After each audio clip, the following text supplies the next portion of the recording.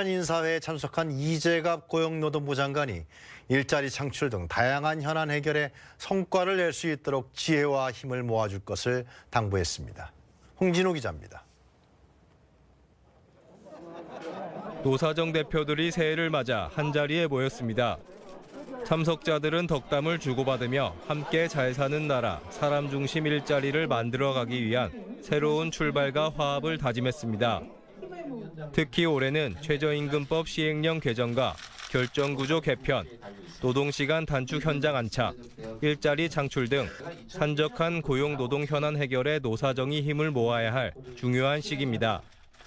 이재갑 고용노동부 장관은 인사말을 통해 지난해 새롭게 출발한 사회적 대화기구, 경제사회노동위원회의 역할을 강조했습니다. 복잡하고 어려운 문제일수록 사회적 대화를 통해 풀어나가야 한다며 민주노총의 빠른 참여도 독려했습니다. 햇빛이 하나로 모아져 불꽃을 피우듯 경사노위에서 노사정이 마음을 하나로 모아 탄력근로제, 노사관계 법제도 등 국민의 삶과 밀접한 현안들을 하나하나 풀어나갈 수 있기를 기대합니다.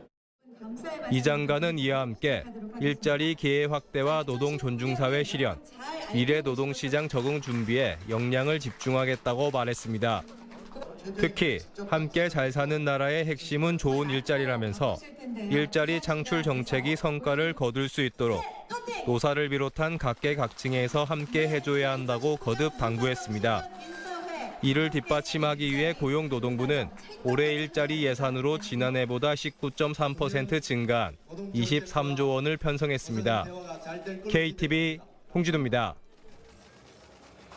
문재인 정부의 두 번째 과학기술 장관 회의가 열렸습니다. 오늘 회의에서는 대학과 공공연구기관의 특허 활용 혁신 방안 등 4개 안건이 심의 의결됐습니다. 먼저 문기혁 기자입니다. 국내 대학이나 공공연구기관의 특허가 실제 활용되는 경우는 35%, 기업으로 기술을 이전해 매출로 연결되는 경우는 10%에 불과합니다. 이에 정부는 과학기술 관계장관 회의를 열어 대학과 공공연 특허의 민간 활용 방안을 마련했습니다. 우선 시장의 수익 창출 관점에서 특허 출원 방식을 개선합니다. 기업의 수요가 있는 기술을 중심으로 특허 출원을 하도록 유도하고 정부 R&D 과제를 평가할 때는 경제적 성과를 우선합니다. 모태펀드에서 70억 원 규모의 특허 계정을 조성하는 등 지원도 강화합니다. 그동안 모호했던 특허 독점 사용 허용 기준을 명확히 하는 등 법 제도 개선도 추진할 예정입니다. 정부는 이를 통해 특허 기술을 넘겨받은 민간 기업의 매출을 현재 1조 2천억 원에서 오는 2022년까지 3조 원 규모로 확대할 계획입니다. 대학과 공공연의 기술료 수입도 현재 1,770억 원에서 2,700억 원 수준으로 늘어날 것으로 기대하고 있습니다. 이날 회의에서는 스마트 해상물류 체계 구축 방안도 확정했습니다. 항만, 선박 등의 자동 지능화로 오는 2025년까지 스마트 해상물류 기반을 마련하고 오는 2030년에는 본격 실현해 나갈 방침입니다. KTV 문기혁입니다. 이번 회의에서는 연구 지원 시스템을 통합하고 사이버 안전을 확보하는 계획도 확정됐습니다. 이어서 이혜진 기자입니다. 연구 현장에서는 그동안 기관별로 다른 지원 시스템이 불편을 초래한다는 지적이 제기됐습니다. 지나치게 복잡한 행정체계가 연구자의 부담을 가중시킨다는 비판입니다. 이런 문제인식 아래 이번 과학기술관계 장관회의에서는 연구관리 시스템 통합 구축이 심의 의결됐습니다. 통합 시스템이 구축되면 연구자는 로그인 한 번으로 연구개발 과제 신청부터 성과 관리까지 모든 단계의 서비스를 이용할 수 있게 됩니다.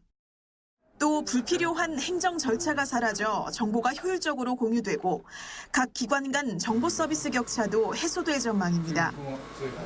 민간 부문 사이버 안전 확보와 정보보호 산업 발전에도 힘쓰기로 했습니다. 우선 사이버 침해 대응 체계를 고도화하고 정보보호 분야에 공정한 시장 여건을 조성합니다. 네트워크 중심의 정보보호법제는 사물인터넷 부문까지 확대하도록 정비할 방침입니다. 이를 통해 오는 2022년까지 국내 정보보호 시장 규모를 지난 2017년 대비 50% 확대하고 일자리 10,000개를 창출하는 것이 목표입니다. 이 과정에서 2022년까지 4년간 모두 8,500억 원의 예산이 투입됩니다. 정부는 이번 계획을 기반으로 해마다 종합 계획을 실행하고 민관협의회를 열어 추진 실적을 점검할 예정입니다. KTV 이혜진입니다. 우리 축구 대표팀이 아시안컵 첫 경기에서 필리핀을 상대로 1대0 진단승을 거뒀습니다. 필리핀의 밀집 수비에 공격이 잘 풀리지 않는 모습이었는데요. 해결사는 역시 황의조였습니다. 신국진 기자입니다. 축구 대표팀은 전반 초반부터 높은 점유율을 바탕으로 필리핀을 몰아붙였습니다. 하지만 정우영의 프리킥은 골문을 벗어났고 황의조의 날카로운 슛은 번번이 골키퍼 선방에 막혔습니다. 오히려 역습만 노리던 필리핀은 몇 차례 날카로운 공격으로 우리 골문을 위협했습니다. 답답하던 경기 흐름을 확 돌려놓은 건 황의조였습니다. 후반 22분 교체로 들어간 이청용이 황희찬에게 공을 찔러줬고 황희찬이 골문으로 패스하자 황의조가 슛을 해 마무리했습니다.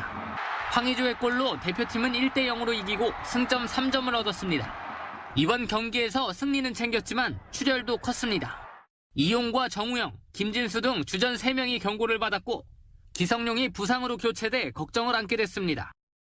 한편 같은 조에 속한 중국은 키르기즈스탄을 2대1로 제압했습니다. 중국은 우리와 승점은 같았지만 다득점에서 앞서 C조 1위에 올랐습니다. 또한 우리와 함께 강력한 우승 후보로 꼽히는 이란은 막강한 화력을 자랑하며 예멘을 5대0으로 완파했습니다. 이란은 전반 12분 메디 타레미의 선제골을 시작으로 시종일관 일방적인 경기를 선보였습니다. 대표팀은 우리 시간으로 오는 12일 오전 1시 키르기즈스탄을 상대로 조별 예선 2차전을 치릅니다.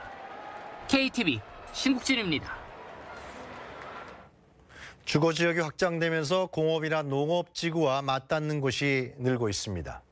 이와 함께 전국의 악취 관련 민원도 10년 새 3배 가까이 늘었는데요. 정부가 악취로 인한 불편을 줄이기 위해 대책 마련에 나섰습니다. 보도에 이리나 기자입니다.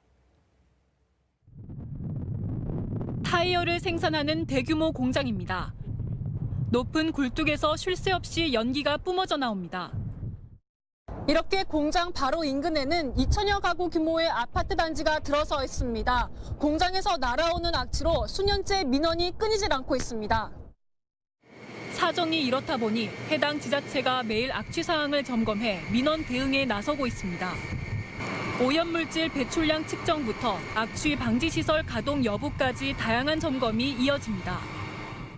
여름철 하절기를 중심으로 해서 이 악취 민원에 대해서 대응을 하고 했었는데 앞으로는 그 365일 24시간 그 운영 체제로 변경을 해서 그 악취 민원에 신속하게 대응을 하도록 하겠습니다. 환경부는 시민 건강을 해치는 악취 관련 민원을 앞으로 10년간 절반 이상 줄여나가기로 했습니다.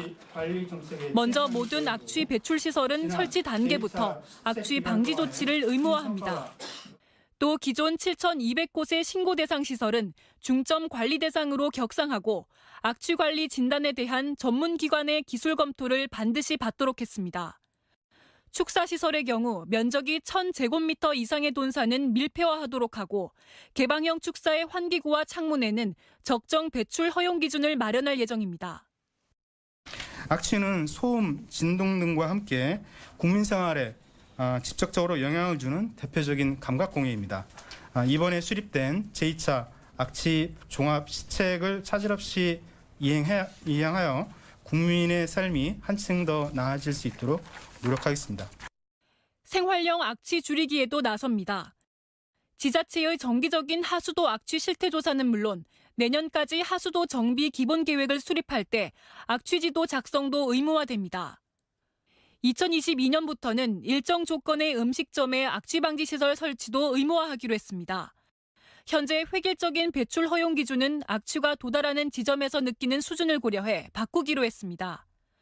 또 보다 정확한 악취 측정을 위해 드론과 분광 카메라 등 최신 측정 기술을 도입해 악취 사업장에 대한 밀착 감시가 강화됩니다. KTV 이리나입니다. 보훈처의 비위를 조사하던 위법 부당행위 재발방지위원회가 조사 결과를 발표했습니다. 곳곳에서 문제가 적발됐는데요. 보훈처는 재발방지 대책을 마련하겠다고 밝혔습니다. 최영은 기자입니다. 2011년부터 2017년까지 학교와 공공기관 등으로 실시되어 온 국가보훈처의 나라사랑 교육. 국가보훈처 산하 위법 부당행위 재발방지위원회의 조사 결과 당시 이념 편향적인 인사가 이 교육에 대거 참여한 것으로 조사됐습니다. 또 보훈처 직원들은 지난 2011년 국정원 심리전단에 의해 제작된 편향적인 DVD에 대해 알고 있으면서도 국정감사 등에서 제작 주체를 모른다는 등 허위 진술을 했던 것으로 나타났습니다. 보훈처는 이에 대해 민간 전문가가 참여하는 관리 시스템을 도입하고 법적 절차에 따라 기록물을 관리하는 등 보다 투명한 운영에 힘쓰겠다는 뜻을 밝혔습니다. 앞으로는 보훈 정책이 공정하고 투명하게 이루어지고 위법 부당행위 재발 방지를 위해 민간 전문가가 참여하는 시스템을 만들어 운영하겠습니다. 일부 보훈단체들의 운영 구조에도 문제가 있었던 것으로 드러났습니다. 재향군인회는 부채로 인해 정상적인 운영이 불가능했던 상황이었음에도 회장 중심의 구조로 부정한 선거마저 치러졌다는 겁니다. 또 상위군경회의 경우 일부 수익 사업을 승인 없이 편법적인 방법으로 운영한 것으로 나타났습니다.